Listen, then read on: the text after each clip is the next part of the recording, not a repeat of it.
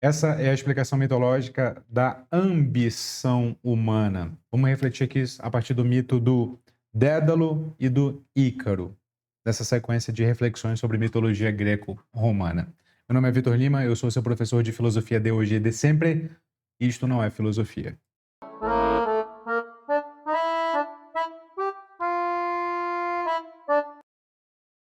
Meus amigos, essa aqui é uma sequência de vídeos de reflexão sobre a mitologia greco-romana. Espero que você esteja gostando, de aquecimento para a nossa viagem à Grécia, a nossa viagem filosófica que eu vou fazer com alguns alunos.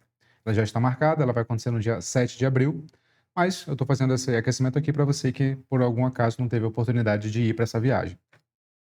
Então vamos lá? Ambição humana.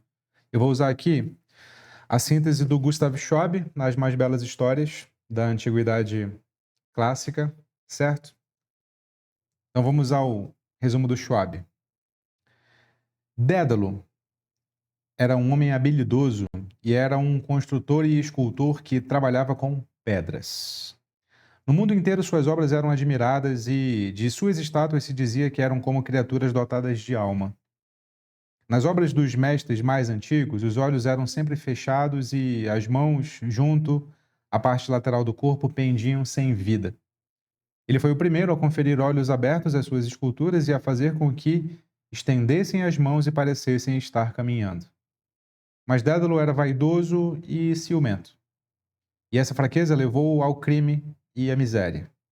Tinha ele um sobrinho, chamado Talo, a quem ensinou sua arte e que prometia tornar-se um artista maior ainda do que o seu tio e mestre.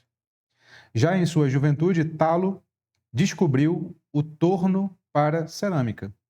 Usando a mandíbula de uma serpente como serra, cortou com ela uma tábua fina. Depois reproduziu em ferro a mesma ferramenta e assim inventou a serra. Foi também ele quem descobriu o torno de ferro, ligando entre si duas hastes, uma das quais ficava parada enquanto a outra se movia.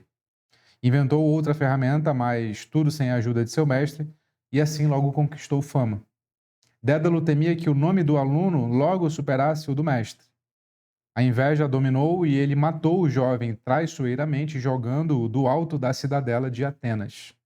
Surpreendido no momento em que enterrava o jovem, alegou que estava enterrando uma serpente, mas ainda assim foi acusado de assassinato pelos juízes do Areópago e declarado culpado. Dédalo fugiu e vagou pela Ática até chegar à ilha de Creta. Ali foi acolhido pelo rei Minos, de quem se tornou amigo, sendo por ele muito considerado graças à sua condição de artista famoso. O rei encarregou de construir uma morada para o Minotauro, onde o monstro ficasse afastado da vista dos seres humanos. O Minotauro era um monstro terrível, uma criatura híbrida, de cabeça até os ombros tinha a forma de touro, enquanto o resto do corpo apresentava a forma humana. O criativo Dédalo concebeu o labirinto, uma construção cheia de curvas irregulares que desorientavam os olhos e os pés de quem nele penetrasse. Os incontáveis corredores multiplicavam-se uns dentro dos outros, como o caminho tortuoso do rio Meandro na Frígia, que ora flui numa direção, ora noutra, encontrando-se a miúde com as suas próprias ondas. Quando a construção ficou pronta e Dédalo a testou, seu criador só conseguiu encontrar a saída à custa de muito esforço. O Minotauro foi escondido no interior do labirinto e, como alimento, recebia 7 rapazes e 7 moças, que de 9 em 9 anos, em virtude de um antigo compromisso, a cidade de Atenas era obrigada a enviar ao rei de Creta. Entretanto, Dédalo sofria, banido que fora de sua querida terra, a tortura de ver-se obrigado a passar a vida inteira junto a um rei tirânico, numa ilha cercada de mar por todos os lados. Seu espírito criativo imaginava um meio de salvar-se. Aspas. Ainda que Minos me feche as portas da terra e da água, o ar permanece livre, pensou ele. Começou, pois, a colecionar penas de pássaros de diversos tamanhos, principiando pelas menores, sempre adicionava uma um pouco maior, de forma que parecia que elas tinham crescido assim. Prendeu as penas pelo meio com fios, fixou-as por baixo com cera e encurvou-se delicadamente aquela estrutura que se assemelhava inteiramente a uma asa. Dédalo tinha um filho chamado Ícaro.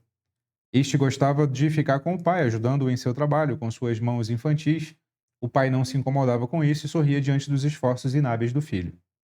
Depois de ter dado a última demão em sua obra, Dédalo prendeu as asas em seu corpo e ergueu-se no ar, leve como um pássaro. Voltou então à terra e mostrou a seu filho, para quem preparara um par de asas menor, como ele teria que fazer. Voe sempre a meia altura, disse-lhe. Se você voar muito baixo, as asas podem se molhar na água do mar, ficando muito pesadas e fazendo você despencar. Mas se voar alto demais, suas penas poderão aproximar-se demais dos raios de sol e incendiar-se de repente. Depois dessas palavras, Dédalo prendeu as asas nos ombros do filho, mas suas mãos tremiam enquanto fazia. Então abraçou e beijou o menino. Em seguida, ambos alçaram voo com suas asas. O pai voou na frente, estava preocupado como um pássaro cujos filhotes deixam o ninho pela primeira vez. De tempos em tempos, olhava para trás a ver como estava seu filho. No início, tudo correu bem. Logo tinham à esquerda a ilha de Samos e depois passaram sobre Delos e Paros. Mas como tudo estava indo tão bem até então, o jovem Ícaro exaltou-se. Ousado, voou mais alto e não deixou de ser punido por isso, pois os raios quentes do sol fizeram com que a cera amolecesse e antes que Ícaro pudesse se dar conta do que estava acontecendo, as asas dissolveram-se e lhe caíram de ambos os lados dos ombros. O menino, desesperado, agitava os braços desnudos, mas não conseguia sustentar-se no ar, e assim caiu no mar, afogando-se com suas ondas. Tudo aconteceu tão depressa que Dédalo nem sequer se deu conta da tragédia. Quando se voltou mais uma vez para olhar o filho, este já não estava lá. Ícaro, exclamou ele, tomado de medo, onde é que você está? Onde eu devo procurá-lo? Por fim, cheio de temor, olhou para a água, onde viu as penas flutuando. Então, baixou o voo e aterrissou numa ilha, onde tirou as asas. Logo, as ondas do mar trouxeram o corpo de seu filho até a praia. Com isso, Talo, o jovem assassinado, estava vingado. Desesperado, o pai enterrou seu filho. Em sua memória, a ilha cujas praias chegaram ao cadáver foi chamada Icária. Depois que enterrou o filho, Dédalo prosseguiu em direção à grande ilha da Sicília, onde reinava o rei Cócalo. Como sucedera com Minos em Creta, também ali ele foi bem recebido e sua arte deixou os habitantes muito admirados. Por muito tempo continuou a existir um lago artificial escavado por ele, do qual saía um rio largo que desembocava no mar. Sobre o mais íngreme dos rochedos, onde mal havia espaço para duas árvores, erigiu uma cidade fortificada. E o caminho que conduzia até ali, por ele construído, era tão íngreme que bastavam 3 ou 4 homens para defendê-la. Essa fortaleza inatingível foi escolhida por Cócalo para guardar os seus tesouros. A terceira obra de Dédalo, na ilha da Sicília, foi uma caverna profunda. Ali se armazenava o vapor do fogo subterrâneo, de maneira que a permanência na caverna úmida era tão agradável quanto numa sala moderadamente aquecida. O corpo começava a transpirar sem ser incomodado pelo calor. Também o templo de Afrodite nas colinas de Eryx foi ampliado por ele, que dedicou à deusa um favo de mel feito de ouro, elaborado com grande arte e muito semelhante a um verdadeiro favo de mel.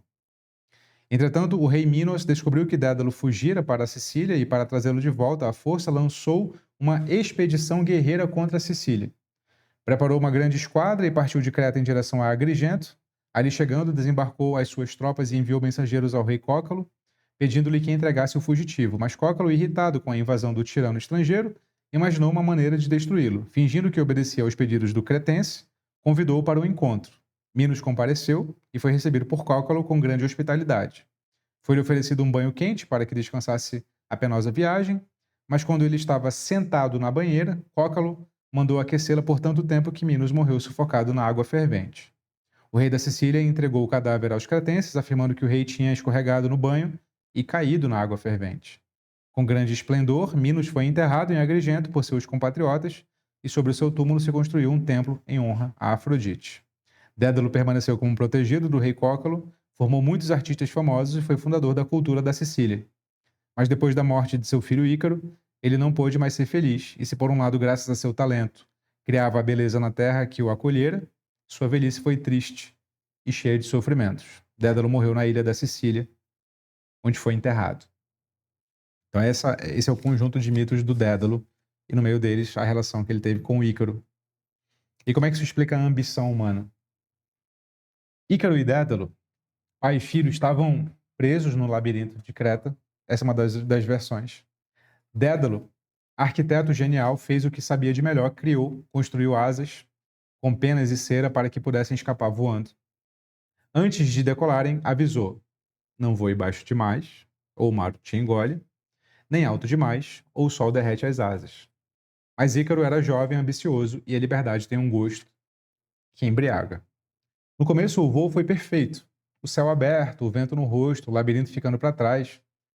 Mas Ícaro ignorou o aviso do pai, subiu mais alto, mais perto do sol, até a cera derreter e as asas despencarem. Entre a glória do céu e o abraço do mar, ele escolheu o excesso e pagou o preço. Aristóteles chamaria isso de falta de virtude, a incapacidade de encontrar o equilíbrio entre ambição e prudência. Hoje repetimos o erro de Ícaro sem perceber.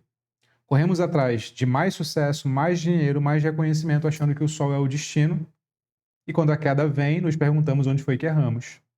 Não foi no sonho de voar, mas no desprezo pelo meio termo. Aquele espaço seguro onde o sonho encontra o bom senso. Afinal, o problema não é ter asas, é esquecer que o mesmo sol que ilumina pode derrubar. E você, tá voando baixo ou alto demais? Me conta aqui nos comentários. Não se esquece, você é o que pensa e, como sempre, fique com Sócrates.